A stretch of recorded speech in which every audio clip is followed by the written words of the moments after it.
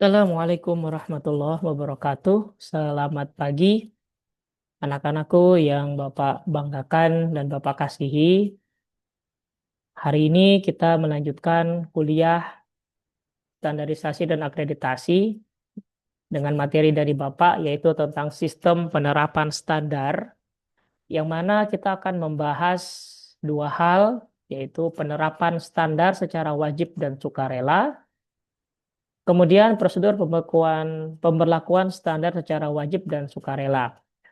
Nah, untuk bahan paparan, Bapak menggunakan bahan paparan dari Pak Dr. Simpson Masengi ya, karena memang apa yang sudah beliau buat itu sudah sangat baik dan komprehensif, sehingga Bapak hanya melanjutkan saja bagaimana untuk membahas materi ini.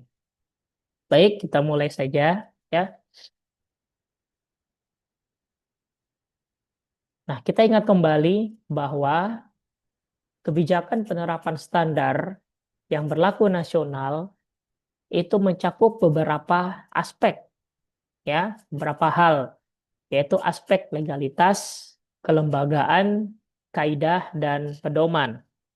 Sehingga dapat kita katakan bahwa standar yang sudah dikaji ya, yang sudah diberlakukan tentu sudah berdasarkan kesepakatan dan kajian ilmiah.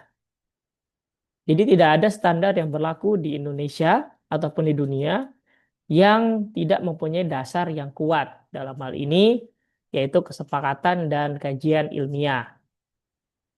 Kemudian ingat kembali prinsip penrumusan standar. Ya, kalian bisa melihat di pie chart itu ada 6. Yaitu, kita ulang kembali ya, development dimension, coherence, effectiveness and relevance, openness, transparency, dan consensus and impartiality. Nah, yang diberikan tanda adalah salah satu kebijakan pembuatan standar, yaitu berdasarkan kesepakatan. Ya, tentu yang lain-lain sudah kalian pelajari dari materi-materi pertemuan yang lalu ya. Nah, jadi berdasarkan kesepakatan maka dibuatlah dan dirumuskanlah suatu standar yang berlaku di suatu wilayah. Di Indonesia sendiri, standar itu berada pada kewenangan atau naungan yang namanya Badan Standarisasi Nasional atau kita singkat BSN. Nah, produknya, produk standar Indonesia adalah SNI, ya, Standar Nasional Indonesia. Ini sudah pasti pernah kalian dengar, ya. SNI ini menjadi standar nasional yang efektif untuk memperkuat daya saing nasional, meningkatkan transparansi dan efisiensi pasar, sekaligus melindungi keselamatan konsumen, masyarakat, kelestarian fungsi lingkungan, dan keamanan. Ya, nah di sini kalian juga bisa melihat bahwa standar SNI itu dia mempunyai sifat yang harus setara dengan standar internasional, ya. Sehingga produk-produk yang sudah distandarkan dengan standar SNI juga mempunyai kualitas dan juga keamanan mutu yang sama dengan produk lain yang menggunakan standar negara yang lain atau standar internasional, ya, agar bisa menjadi penguat daya saing produk Indonesia ketika berada di kancah global. Kemudian meningkatkan transparansi dan efisiensi pasar. Nah, di sini adalah fungsi fasilitasi perdagangan, ya. Dengan mengikuti atau mematuhi standar yang ditetapkan oleh SNI, maka konsumen mempunyai kepercayaan, ya, mempunyai jaminan ya bahwa produk dibuat dengan suatu metode, suatu cara, kualitas bahan, prosedur yang terstandarisasi baik mutu maupun keamanannya. Dan sekaligus melindungi keselamatan konsumen. Nah, dari namanya sudah jelas bahwa keselamatan konsumen itu merupakan sisi keamanan produk. Nah, Jadi dari standar ini SNI itu ada 3 hal, yaitu harus setara dengan standar internasional sehingga produknya mampu mempunyai daya saing yang kuat dengan produk lain secara global. Kemudian juga memfasilitasi perdagangan dengan adanya transparansi dan efisiensi pasar. Dan yang utama adalah untuk melindungi konsumen, ya, sisi keamanan produknya. Bagaimana penerapan SNI yang ada di Indonesia? Penerapan standar nasional Indonesia itu ada 2 sifat, yaitu yang pertama bersifat sukarela dan bersifat wajib. Adapun penerapan SNI yang bersifat sukarela, ya, nah ini sifatnya atau diterapkannya dengan cara pelaku usaha yang telah mampu menerapkan SNI, ya, dapat mengajukan sertifikasi ke LPK yang diakreditasi, ya.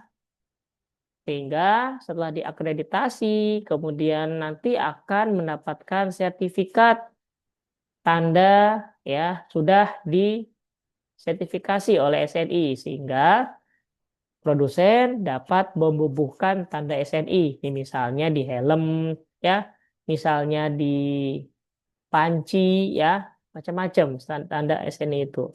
Nah, yang kedua, penerapan SNI secara wajib.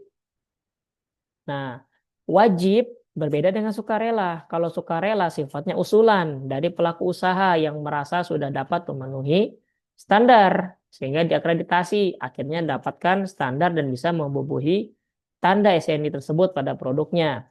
Sementara yang wajib ini diberlakukan wajib oleh regulator, ya.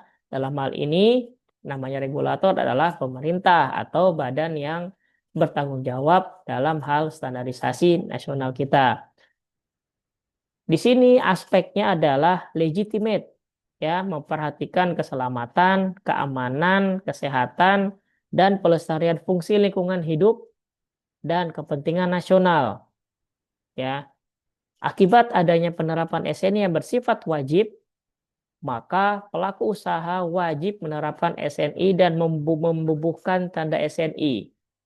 Ya, ada beberapa produk yang memang wajib SNI dan ada yang memang bersifat sukarela. Ya, tentunya yang bersifat wajib ini mau tidak mau harus dilaksanakan oleh pelaku usaha. Kita bagi kembali, ya, penerapan SNI yang sifatnya sukarela. Ya, jadi untuk menjamin keberterimaan dan pemanfaatan SNI secara luas, penerapan norma berlaku sebagai berikut, ya. Keterbukaan bagi semua pemangku kepentingan, transparansi dan tidak memihak, serta selaras dengan perkembangan standar internasional merupakan faktor penting dari penerapan SNI yang bersifat sukarela. Oke, jadi faktor pentingnya ada 3, ya. Penerapan norma keterbukaan bagi semua pemangku kepentingan, transparansi dan tidak memihak, serta selaras dengan perkembangan standar internasional yang berlaku. Baik. Masih kita lanjutkan, standar nasional Indonesia yang diterapkan secara sukarela oleh pelaku usaha, kementerian dan lembaga pemerintah non-kementerian, serta juga oleh pemerintah daerah. Ya, jadi pelaku usaha, kementerian maupun lembaga-lembaga yang lain itu boleh saja menerapkan SNI secara sukarela.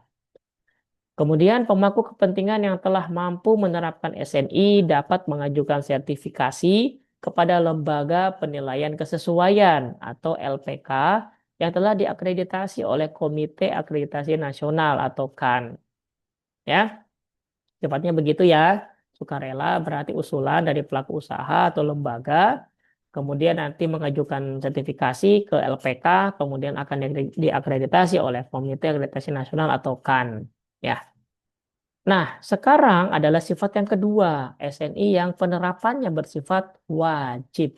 Nah, kemudian apa yang menjadi dasar bahwa SNI itu atau standar itu harus bersifat wajib?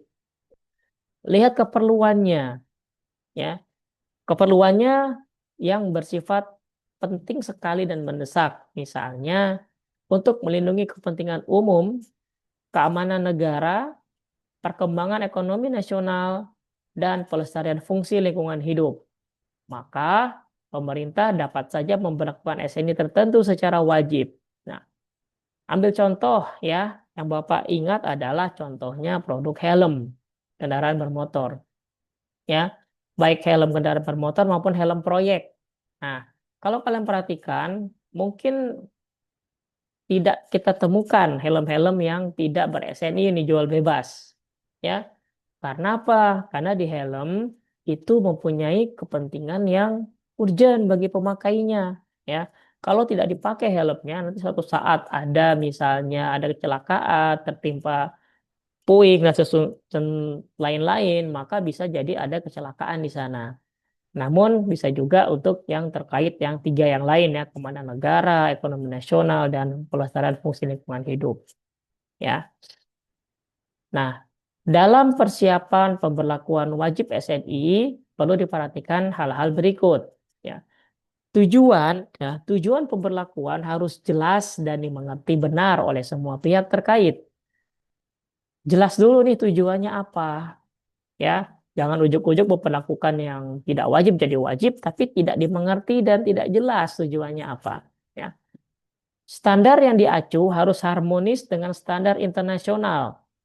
Sekali lagi, SNI itu juga harus bisa bersaing dengan standar nasional, kecuali alasan iklim, geografis, dan teknologi yang mendasar. Ya, sebagaimana Indonesia memiliki iklim yang berbeda dengan negara Eropa gitu kan, maka ada hal-hal yang boleh khusus ya, boleh khusus berlaku buat negara tropis misalnya atau kawasan pegunungan, lembah yang memang dia unik. Ya, tapi kalau selain itu, maka standarnya itu harus sesuai dengan standar internasional. Ya, infrastruktur teknis menjamin kelancaran pelaksanaan penerapan.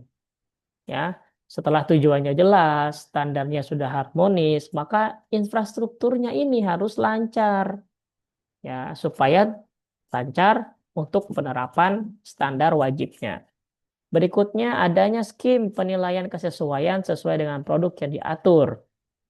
Ya, selanjutnya kesesuaian dengan prinsip WTO, SPS dan peraturan perundangan yang berlaku.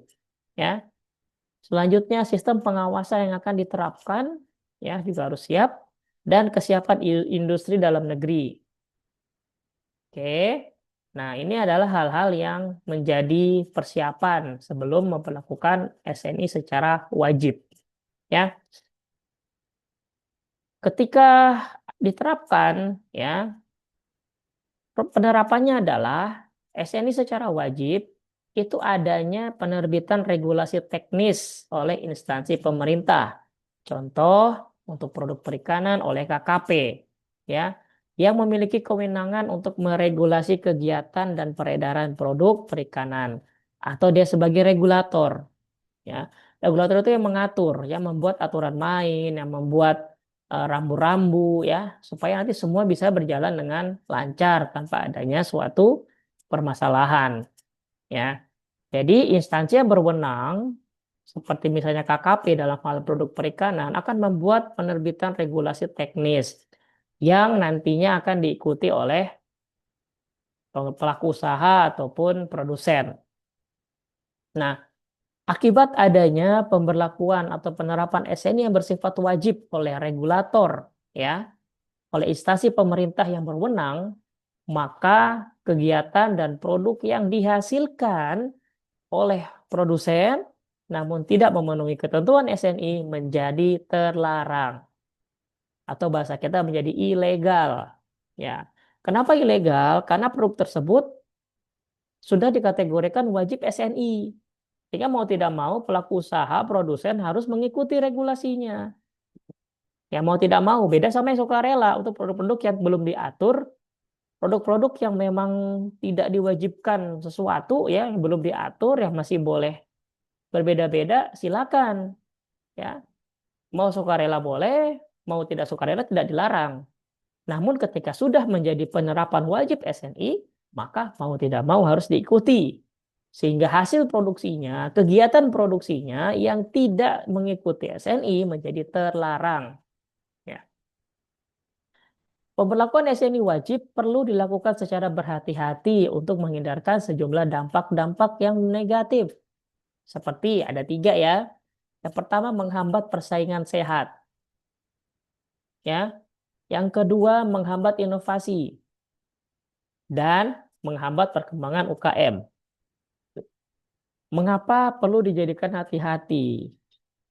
Ya, karena kalau kita lihat ambil contoh, regulasi wajib yang terlalu ketat sementara infrastruktur belum siap, ya, industri belum siap, aturannya juga belum siap, macam-macam juga belum siap, maka akan menghambat pergerakan dari produksi barang itu sendiri. Sehingga ujungnya menghambat persaingan yang sehat, menghambat inovasi. Bahkan bagi usaha yang kecil menengah menjadi terhambat dalam perkembangannya. Sebagaimana kita tahu, ya, UKM, produk perikanan itu cenderung memang masih banyak yang belum mengikuti SNI. Ya, walaupun sudah ada beberapa yang sudah menerapkan cara-cara pembuatan yang baik, sanitasi hygiene dan seterusnya. Namun kalau kita boleh jujur ya, kebanyakan masih berskala rumahan dan industri yang memang masih perlu untuk dibuatkan atau perlu untuk distandarisasikan sehingga produknya nanti bisa terjamin mutunya dengan yang lain. Oleh karena itu, menghindari 3 dampak tadi ya, sejumlah dampak tadi, maka cara yang paling baik adalah membatasi penerapan SNI wajib bagi kegiatan atau produk yang memiliki tingkat risiko yang cukup tinggi, sehingga pengaturan kegiatan dan peredaran produk mutlak diperlukan. Jadi nggak langsung tuh ketika wajib semua jadi wajib, tidak pandang bulu produknya, salah. Tapi dibuat dengan cara membatasi dari yang paling tingkat risikonya tinggi. Ya, kemudian mulai menurun bertahap dan seterusnya. Maka nanti ke belakangnya, ke ujungnya maka akan menjadi wajib semua barangkali, tapi cara penerapannya pelan-pelan. Yang paling urgent dulu nih, yang paling tingkat resikonya paling tinggi dulu nih, yang jadikan wajib. Setelahnya nanti produk-produk yang lainnya. Ya. Baik, penerapan SNI wajib. Nah, ya, sebagai contoh adalah pemberlakuan Standar Nasional Indonesia tuna dalam kemasan kaleng dan Standar Nasional Indonesia sarden dan makarel dalam kemasan kaleng secara wajib. Nah, itu diatur penerapan SNI wajib ini dalam Permen KP nomor 58 tahun 2016. Ya, jadi ketika suatu regulasi sudah diwajibkan, SNI sudah diwajibkan, maka regulator menerbitkan regulasi teknisnya yang ada payung hukumnya peraturan dari kementerian atau lembaga berwenang dalam hal ini misalnya KKP, Permen KP ya yang membuat produk-produk atau pelaku usaha itu harus mau tidak mau mengikuti standar yang sudah diberlakukan. Ya, sudah tidak ada lagi ruang buat sukarela, bukan tidak ada ruang untuk tidak mengikuti atau tidak patuh, ya, karena sudah ada payung hukumnya. Baik, penerapan SNI wajib perlu didukung oleh pengawasan pasar, baik pengawasan prapasar untuk menetapkan kegiatan atau produk yang telah memenuhi ketentuan SNI wajib, maupun pengawasan pasca pasar untuk mengawasi dan mengkoreksi kegiatan atau produk yang belum memenuhi ketentuan SNI. Ya, jadi ketika diterapkan ini didukung oleh pengawasan pasar, ya, baik sebelum pasar ya, jadi menerapkan kegiatan yang atau produk yang wajib SNI-nya ya, maupun pengawasan setelah pasar untuk mengawasi dan mengoreksi ya produk yang sudah SNI maupun yang belum memenuhi ketentuan SNI.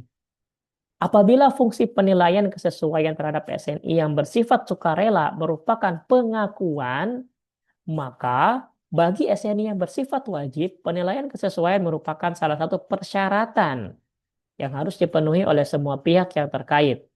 Nah, beda ya kalau penerapan SNI secara sukarela, ya seperti tadi ada pengajuan, kemudian ke LPK, kemudian ke akreditasi oleh KAN dan seterusnya itu sifatnya pengakuan, ya. Namun ketika SNI diterapkan secara wajib, maka ini menjadi syarat, ya. Kayak tadi tuh tuna atau ikan dalam kaleng tadi kan, kalau tidak dipenuhi SNI-nya, maka tidak boleh produksi. Boro-boro produksi, boro-boro mau impor ya kan, karena tidak memenuhi SNI-nya, yang sudah dilakukan secara wajib, maka tidak boleh untuk dijual. Apabila memang nekat, maka akan menjadi suatu temuan atau pelanggaran di situ. Ya, karena terlarang, ya kan? Nah, namun yang sifatnya masih sukarela, yang sudah mengajukan SNI dan lolos SNI, terakreditasi oleh SNI, maka diakui produknya itu sudah memenuhi standar, walaupun belum disifatkan wajib. Ya, ada SNI maupun tidak, bagi produk tersebut yang tidak diwajibkan SNI, itu menjadi nilai plus bagi yang punya SNI. Ya, yang tidak punya nilai SNI, dia masih boleh berjualan, dia masih boleh produksi, ya. Nggak ada masalah untuk produk-produk yang belum diwajibkan SNI. Ya. Terakhir, penilaian kesesuaian berfungsi sebagai bagian dari pengawasan prapasar yang dilakukan oleh regulator. Ya, ini menjadi hal-hal yang harus diperhatikan dalam penerapan SNI yang bersifat wajib. Ya, pemberlakuan regulasi teknis di suatu negara juga berlaku untuk produk impor. Dan untuk menghindarkan terjadinya hambatan perdagangan internasional atau negara, anggota WTO termasuk Indonesia telah menyepakati suatu agreement, ya, yang dinamakan Agreement on Technical Barrier to Trade atau TBT atau TBT, dan Agreement on Sanitary and Phytosanitary Measures SPS, ya. Nah, ini untuk apa? Untuk menghindarkan terjadinya hambatan perdagangan internasional atau negara anggota WTO. Ya, jadi memang untuk yang impor juga harus memenuhi regulasi teknis. Jadi misalnya kita impor barang dari Amerika. Nah, produk Amerika tadi ketika masuk Indonesia juga harus memenuhi SNI-nya. Ya, akan sangat akan sangat apa ya? Tidak terjamin apabila produk Amerika impor ke kita ke Indonesia SNI aja nggak lolos. Ya, bagaimana dia bisa impor kan begitu ya? Sebaliknya produk Indonesia diimpor ke Amerika juga harus lolos dari standar yang berlaku di Amerika. Ya, begitu. Jadi tadi sudah ada singkatan, kepanjangan dari TBT dan juga SPS. Upaya mengurangi hambatan perdagangan tersebut akan berjalan dengan baik apabila masing-masing negara dalam memperlakukan standar wajib menerapkan good regulatory practices. Ya, kalau sudah bicara standar, bicara mutu produk, perdagangan, maka itu bicaranya udah antar negara. Ya, jadi ada suatu standar yang wajib namanya Good Regulatory Practices. Nah, fungsi penilaian kesesuaian terhadap SNI yang bersifat sukarela merupakan pengakuan. Nah, ini tadi ya ditampilkan kembali. Kalau bersifat wajib itu merupakan persyaratan yang harus dipenuhi oleh pihak-pihak yang terkait. Dan penilaian kesesuaian sebagai bagian dari pengawasan pasar oleh regulator. Ya, jadi ingat kembali bahwa tadi anggota WTO menyepakati TBT ya dan juga SPS untuk mengurangi menghindarkan terjadinya hambatan perdagangan internasional. Ya, maka perlu harus diterapkan good regulatory practices. Nah, untuk perjanjian TBT ya, pada prinsipnya mengatur hal-hal sebagai berikut. Yang pertama, pengembangan standar nasional tidak boleh ditujukan untuk atau berdampak untuk menimbulkan hambatan perdagangan. Jadi penerapan standar juga kalau terlalu tinggi, ya, yang susah, yang mustahil, bukan mustahil, yang susah sekali untuk dicapai, maka akan berpotensi menimbulkan hambatan perdagangan. Ya. Standarnya terlalu tinggi, dengan kemampuan yang ada, infrastruktur yang ada, belum bisa nih dipenuhi, maka tidak boleh diproduksi ya kalau sudah wajib PSNI-nya ya. Jadi akan hambatan perdagangan. Kemudian pengembangan standar nasional diupayakan mengacu dan tidak menduplikasi standar internasional. Memberikan kesempatan bagi pemangku kepentingan untuk memberikan tanggapan dan masukan, serta dipublikasikan melalui media yang dapat diakses secara luas.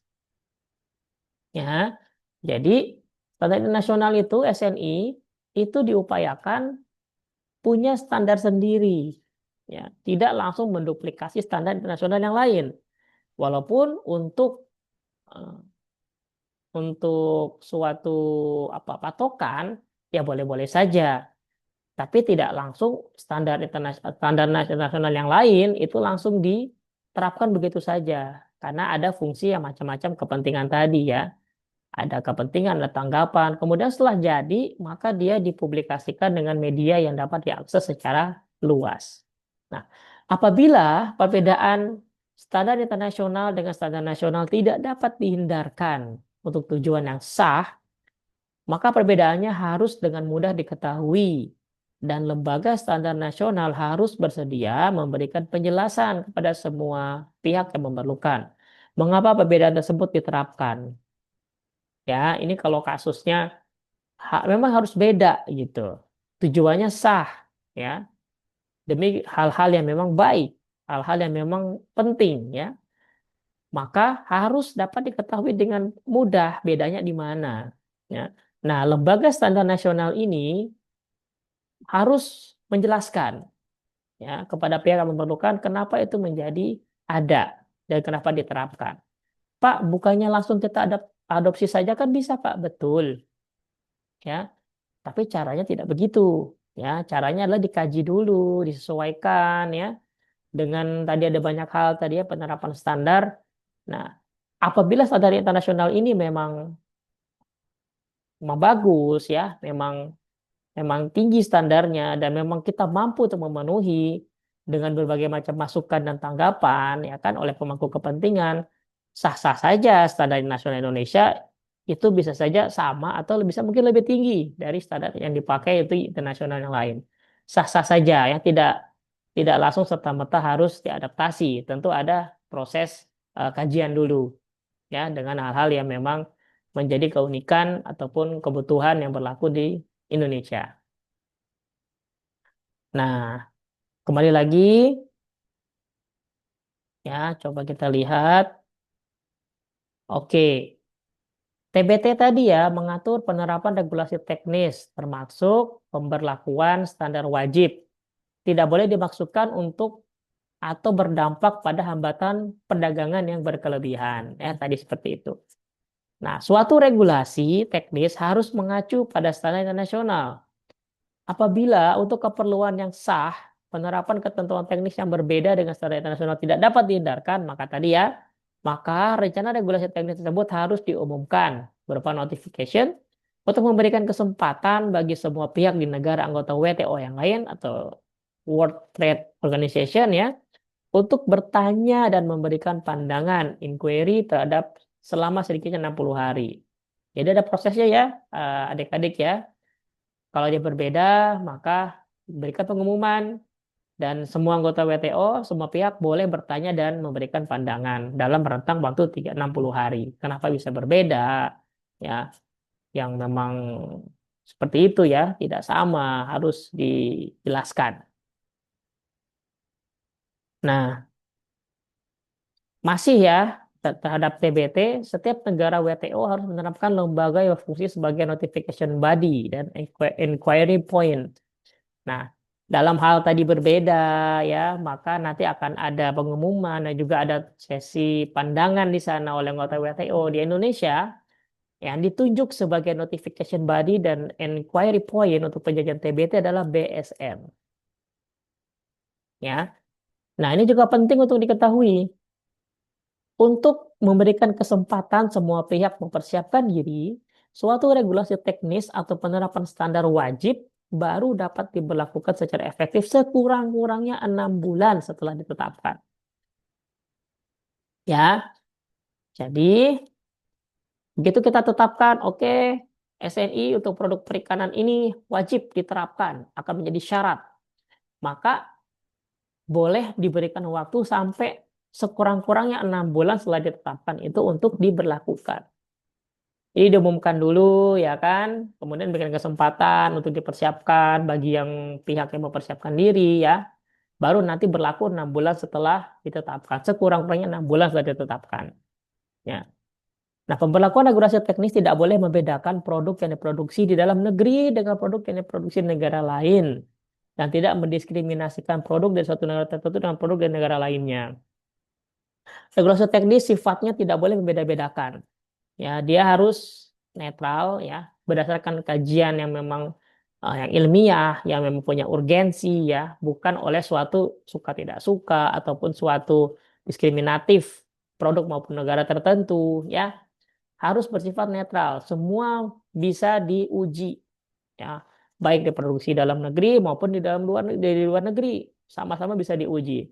Baik produk yang berasal dari negara yang lebih makmur dari Indonesia maupun yang lebih kurang makmur dari Indonesia. Selama dia memenuhi standar yang bersifat baku ya, yang bersifat netral, maka sah-sah saja produknya masuk ke Indonesia. Atau Indonesia boleh saja mengekspor ke negara dia, nggak ada masalah. Ya. Nah, oke, di sini nah sudah ditetapkan tadi ya, penilaian kesesuaian terhadap produk itu harus sama, baik produknya dari luar negeri maupun dalam negeri. Dan tidak boleh ada perlakuan diskriminatif bagi negara yang berbeda. Setiap negara anggota WTO harus mengupayakan agar pelaksanaan penilaian kesesuaian bagi barang impor dapat diakses dengan mudah di negara produsen dan tidak menimbulkan beban yang berlebihan. Ya, seperti itu. Oleh karena itu, sejauh dimungkinkan, sistem penilaian kesesuaian yang ada di negara lain dapat diterima.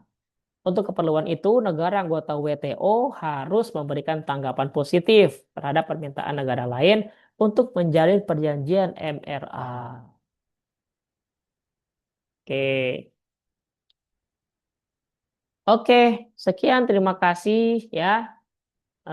Materinya, paparannya cukup sampai di sini. Mohon maaf atas segala kekurangan karena sepertinya Bapak ada kegiatan untuk pertemuan besok ya, sehingga Bapak rekam materinya dan kalian Bapak harapkan nanti bisa mengikuti rekaman ini via YouTube ya, akan Bapak posting linknya.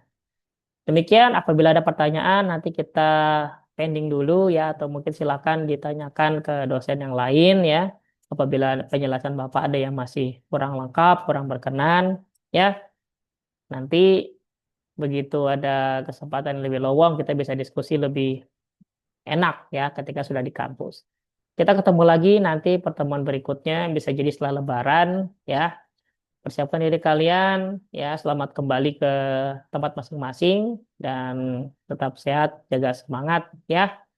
Sampai ketemu lagi di pertemuan berikutnya. Kita akhiri. Assalamualaikum warahmatullahi wabarakatuh.